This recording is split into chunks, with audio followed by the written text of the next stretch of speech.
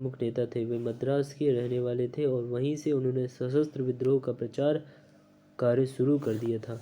जनवरी 1857 के में वो उत्तर में फैजाबाद आ गए। यहाँ उन्होंने ब्रिटिश सैनिकों की उस कंपनी की एक भीषण लड़ाई लड़ी जो उनको राजद्रोह के प्रचार से रोकने के लिए भेजी गई थी। जब मई में आम बगावत भड़क उठी तो वे अवध में इसके एक मान्य नेता के रूप में उभरे। विद्रोह के सबसे महान वीर सिपाही ही थे। इनमें से अनेकों ने युद्ध क्षेत्र में अद्भुत साहस का परिचय दिया। हजारों सैनिकों ने निस्वार्थ भाव से अपने प्राणों का बलिदान कर दिया। सबसे बड़ी बात यह है कि इन सैनिकों का दृढ़ निश्चय तथा बलिदान ही था जिसने अंग्रेजों को भारत से लगभग खदेड़ ही दिया था। इस देशभक्तिपूर्ण संघर्ष में उन्होंने अपने मन में गहरे बैठे धार्मिक पूर्वाग्रहों की भी कुर्बानी दे दी। उन्होंने विद्रोह तो किया था चर्बीदार कारतूसों के सवाल पर, मगर घृणित विदेशियों को बाहर भगाने की धुन में वे लड़ाइयों में जमकर इन्हीं चर्बीदार कारतूसों का प्रयोग करते रहे। विद्रोहियों की कमजोरियां और उसका दमन। 1857 का विद्रोह बहुत बड़े क्षेत्र में फैला हुआ था और जनता का व्यापक समर्थन इसे प्राप्त था। फिर भी यह पूरे देश को या भारतीय समाज को सभी अंगों या अर्थों को अपनी लपेट में नहीं ले सका। यह दक्षिण भारत तथा पूर्वी और पश्चिमी भारत के अधिकांश भागों में नहीं फैल सका क्योंकि इन क्षेत्रों में पहले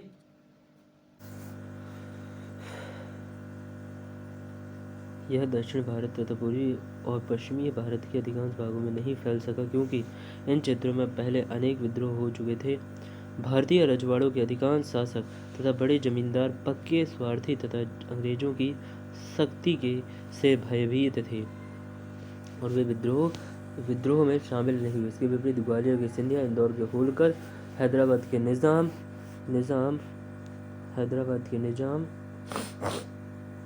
जोधपुर के राजा तथा दूसरे राजपूत शासक, भोपाल के नवाब, पटियाला, नाभा और जींद के सिख शासक, पंजाब के दूसरे सिख सरदार, कश्मीर के महाराजा, नेपाल के राणा व दूसरे अनेक सरदारों और अनेक बड़े जमींदारों ने विद्रोह को कुचलने में अंग्रेजों की सक्रिय सहायता की। वास्तव में भारतीय शासकों में एक प्रतिशत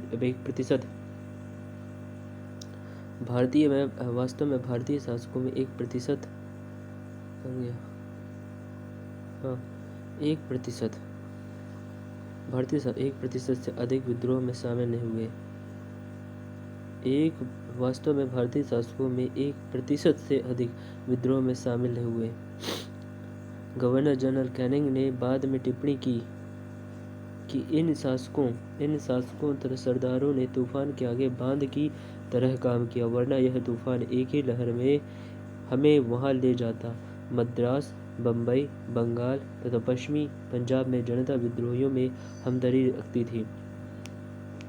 फिर भी ये प्रांत अप्रभावित रहे। इसके अलावा असंतुष्ट तथा बेदखल जमींदारों को छोड़कर उच्च तथा मध्य वर्गों के अधिकांश लोग विद्रोहियों के आलोचक थे।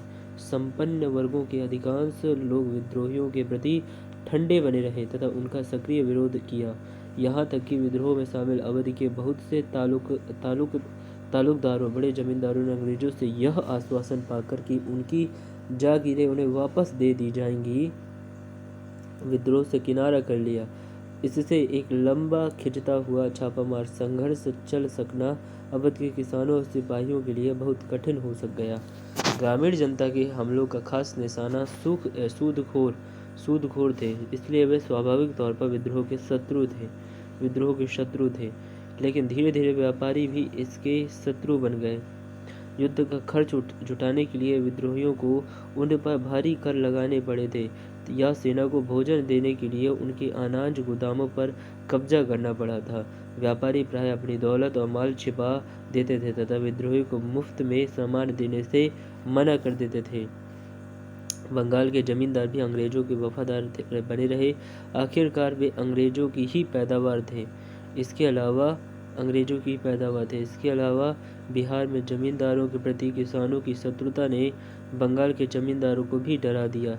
इस तरह बम्बई, कलकत्ता और मद्रास के बड़े व्यापारियों ने भी अंग्रेजों का साथ दिया, कारण कि उनका अधिकांश मुनाफा अंग्रेज व्यापारियों के साथ होने वाले विदेशी व्यापार तथा आर्थिक संबंध आधुनिक शिक्षा प्राप्त भारतीयों ने भी विद्रोह का साथ नहीं दिया। विद्रोही जिस प्रकार अंधविश्वासों का उपयोग करते थे या प्रगतिशील सामाजिक उपायों का विरोध करते थे, उनमें से भारतीय विदग्ध कर दूर हो गए। जैसा कि हमने देखा कि शिक्षित भारतीय देश का पिछड़ापन समाप्त करना चाहते थे। उनके मन में यह गलत विश्वास भरा था कि अंग्रेज आधुनिकीकरण के ये काम पूरा करने में उनकी सहायता करेंगे, जबकि जमींदारों, पुराने शासकों तथा सरदारों तथा दूसरे सामंती तत्वों के नेतृत्व में लड़ने वाले विद्रोही देश को पीछे ले जाएंगे। कुछ समय बाद ही शिक्षित भारतीयों ने अपने अनुभवों से जाना कि विदेशी शासक देश का आधुनिकीकरण करने में न सिर्फ असमर्थ साबित हुआ, बल्कि उसने उसे गरीब और पिछड़ा बनाए रखा। इस मामले में 1857 के क्रांतिकारी अधिक दूरदर्शी सिद्ध हुए। उन्हें विदेशी शासन की बुराइयों तथा उससे मुक्ति पाने की आवश्यकता की कहीं बेहतर और सहज समझ हासिल थी। दूसरी ओर शिक्षित लोगों की तरह उन्होंने यह बात नहीं समझी कि देश विदेशियों के चंगुल में ठीक इसलिए फंसा था कि वह सड़े गले रिवाजों, परंपराओं तथा संस्थाओं से चिपका हुआ था। वे यह समझ सकने में असफल रहे कि देश की मुक्ति पुराने सामंती राजतंत्र की ओर पलटने में नहीं, बल्कि आगे बढ़कर एक आधुनिक समाज, आधुनिक अर्थव्यवस्था, वैज्ञानिक शिक्षा तथा आधुनिक राजनीतिक संस्थाओं को गले लगाने से ही संभव है। वे यह समझ सकने में असफल रहे कि देश की मुक्ति पुराने सामंत, ठीक है, कुछ भी हो, यह नहीं कहा जा सकता कि शिक्षित भारतीय राष्ट्रद्रोही या विदेशी शासन के भक्त थे। जैसा कि 1856 के बाद की घटनाओं ने दिखाया कि जल्द ही ब्रिटिश शासन के खिलाफ एक शक्तिशाली और आधुनिक आंदोलन का नेतृत्व उन्होंने संभाल लिया। भारतीयों में एकता के अभाव के चाहे जो कारण रहे हों, यह विद्रोह के लिए घातक सिद्ध हुआ है। लेकिन विद्रोहियों के लक्ष्य को धक्का पहुंचाने वाली यह अकेली कमजोरी नहीं थी। उनके पास आधुनिक अस्त्र शस्त्रों तथा अन्य युद्ध सामग्री की भी कमी थी। अधिकांश तो भालों और तलवारों जैसे पुराने हथियारों से ही लड़ रहे थे। उनका संगठन भी ठीक नहीं था। सिपाही बहादुर तथा स्वार्थ रहित तो थे, मगर उनमें अनुशासन की कमी भी थी। कभी कभी तो वे अनुशासित सेना के बजाय दंगाई भीड़ की तरह व्यवहार करते थे। विद्रोह इकाइयों के पास सैनिक कार्रवाइयों की साझी योजनाओं, अधिकार संपन्न प्रमुखों या केंद्रीकृत नेतृत्व का भी अभाव था। देश के विभिन्न भागों में हो रहे विद्रोह के बीच कोई तालमेल नहीं था। विदेशी शासन के प्रति एक साझी घृणा को छोड़कर कोई संबंध सूत्र नेताओं के बीच नहीं था। किसी क्षेत्र विशेष से ब्रिटिश सत्ता को उखाड़ फेंकने के बाद उन्हें पता भी नहीं होता था कि उसकी जगह किस प्रकार की राजनीतिक सत्ता या संस्थाएं स्थापित की जाए। वे एक दूसरे के प्रति सशंकित और ईर्ष्याग्रस्त थे और अक्सर आत्मघाती झगड़ों में उलझ पकड़ते थे। इसी तरह किसान मालगुजारी के दस्तावेजों तथा सूदखोरों के बही खाते को नष्ट करने तथा नए जमींदारों को खदेड़ने के बाद समझ नहीं पाते थे कि वे आगे क्या करें, और इसलिए निष्क्रिय हो जाते थे। वास्तव में विद्रोह की कमजोरियां व्यक्तियों की कमियों से भी कहीं अधिक गहराई में निहित थी। इस आंदोलन को भारत को गुलाम बनाने वाले उपनिवेशवाद की या आधुनिक विश्व की कोई खास समझ नहीं थी। इसके पास एक भविष्योन्मुख कार्यक्रम, सुसंगत विचारधारा, राजनीतिक परिप्रेक्ष्य या भावी समाज और अर्थव्यवस्था के प्रति एक स्पष्ट दृष्टि का अभाव था। विद्रोह सत्ता पर अधिकार के बाद लागू किए जाने वाले किसी सामाजिक विकल्प से रहित था। इस तरह इस आंदोलन में तरह तरह के तत्व शामिल थे जो केवल ब्रिटिश शासन के प्रति अपनी घृणा द्वारा ही जुड़े थे। उनमें से हर एक की अपनी अपनी शिकायत थी और स्वतंत्र भारत की राजनीति की अपनी अपनी धारणाएं थी। एक आधुनिक प्रगतिशील कार्यक्रम के अभाव में प्रतिक्रियावादी राजा और जमींदार क्रांतिकारी आंदोलन का नेतृत्व हथियाने में सफल हो गए, लेकिन विद्रोह के सामंती चरित्र पर हमें बहुत जोर नहीं देना चाहिए। सिपाही तथा साधारण जनता धीरे धीरे एक भिन्न प्रकार का नेतृत्व विकसित कर रहे थे। विद्रोह को सफल बनाने का प्रयास भी उन्हें नए प्रकार का संगठन तैयार करने को बाध्य कर रहा था। उदाहरण के लिए दिल्ली में प्रशासकों की एक समिति बनाई गई थी, जिसके 10 सदस्यों में 6 सिपाही तथा 4 नागरिक थे। इसमें सभी निर्णय बहुमत द्वारा लिए जाते थे। यह समिति सभी सैनिक तथा प्रशासकीय निर्णय सम्राट के नाम पर तय करती थी। नई सांगठनिक संरचनाएं तैयार करने की इस तरह की कोशिशें विद्रोह के दूसरे केंद्रों में भी की गई।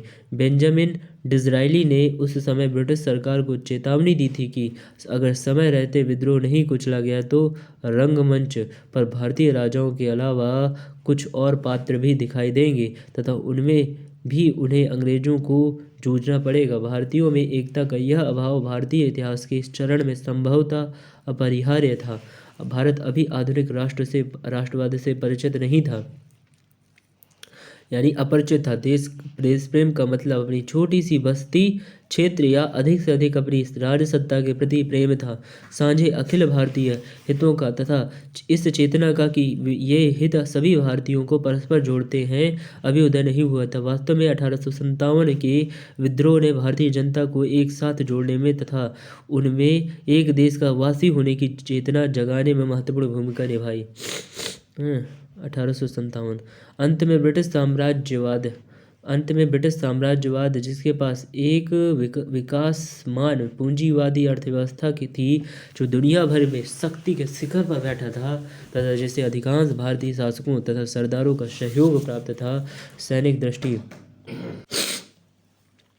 जो दुनिया भर में शक्ति के शिखर पर बैठा था तथा जिसे अधिकांश भारतीय शासकों तथा सरदारों का सहयोग प्राप्त था, सैनिक दृष्टि से विद्रोहियों से अधिक शक्तिशाली सिद्ध हुआ। ब्रिटिश सरकार ने देश में भयानक संख्या में सेना, धन तथा अस्त्र शस्त्रों को झोंक दिया। हालांकि खुद अपने इस दमन के लिए भारतीयों को बाद में पूरी की पूरी कीमत चुकानी पड़ी। विद्रोह कुचल दिया गया, मात्र साहस एक ऐसी शक्तिशाली तथा दृढ़ निश्चय शत्रु के आगे नहीं ठहर सका।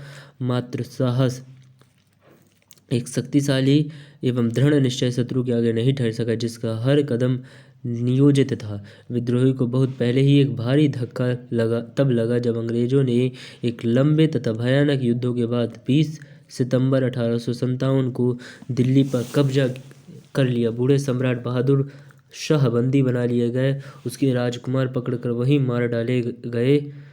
सम्राट पर मुकदमा चला तथा उन्हें निर्वासित कर रंगून भेज दिया गया। वहीं अपनी किस्मत पर आंसू बहाते हुए उन्हें उनकी जन्मभूमि से बहुत दूर कर दिया गया था, जो 1862 में स्वर्गवासी हुए। इस तरह महान मुगल वंश आखिरकार पूरी तरह नष्ट हो गया। दिल्ली के पतन के साथ विद्रोह का केंद्र बिंदु नष्ट हो गया। विद्रोह के दूसरे नेता बहादुरी से यह असमान युद्ध लड़ते रहे, मगर अंग्रेजों ने उनके खिलाफ एक शक्तिशाली हमला केंद्रित कर दिया था। जॉन लॉरेंस, आउट्रम, हैवलॉक, नील कैंपबेल और ह्यू रोज जैसे कुछ ऐसे ब्रिटिश कमांडर थे जिन्होंने इस युद्ध में सैनिक ख्याति प्राप्त की। विद्रोह के इस सभी महान नेता एक के बाद एक खेत रहे। नाना साहब की कानपुर में हार हुई। अंत तक हार न मार कर तथा आत्मसमर्पण से इनकार करके 1859 के आरंभ में नेपाल की ओर कूच कर गए और फिर उसका कोई पता नहीं चला। तात्या टोपे मध्य भारत के जंगलों में जा छिपे और वहीं एक भयानक और शानदार छापामार युद्ध चलाते रहे, जब तक कि 1859 में वे सोते हुए एक जमींदार दोस्त की गद्दारी के कारण पकड़े नहीं गए। जल्दी उन पर मुकदमा चलाकर उन्हें 15 अप्रैल 1859 को मौत की सजा दे दी गई। झांसी की रानी पहले ही 17 जून 1858 को युद्धभूमि में लड़ते हुए शहीद हो चुकी थी। 1859 तक कुंवर सिंह, बख्त खां, बरेली के खान बहादुर खान, नाना साहब की भाई राय साहब और मौलवी अहमदुल्ला सभी स्वर्गवासी हो चुके थे, जबकि अवध की बेगम हजरत मजबूर होकर नेपाल में जा छिपी थी। 1859 के अंत तक भारत पर ब्रिटिश सत्ता पूरी तरह पुनर्स्थापित हो चुकी थी, परंतु विद्रोह व्यर्थ नहीं गया। यह हमारे इतिहास का एक शानदार पड़ाव था। यह पुराने ढंग के भारत को तथा उसके परंपरागत नेतृत्व को बचाने का एक हताशपूर्ण प्रयास तो था ही, परंतु यह ब्रिटिश साम्राज्यवाद से मुक्ति के लिए भारतीय जनता का पहला महान संघर्ष भी था। इसने एक आधुनिक राष्ट्रीय आंदोलन के विकास का आधार तैयार किया। वर्ष 1857 के वीरतापूर्ण तथा देशभक्तिपूर्ण विद्रोह ने तथा उसके पहले के अनेकों विद्रोहों ने भारतीय जनता के मन पर एक अमिट छाप छोड़ी। उन्होंने ब्रिटिश शासन के प्रतिरोध की शानदार स्थानीय परंपराएं कायम की तथा आगे के स्वाधीनता संग्राम में भारतीय जनता के लिए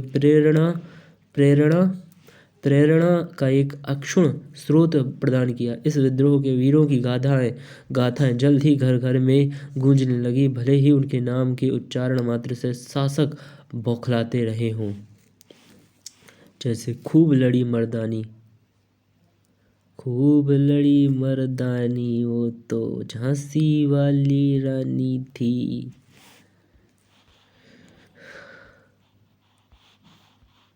बुंदेलो अलबेलो की हमने सुनी यही कहानी थी।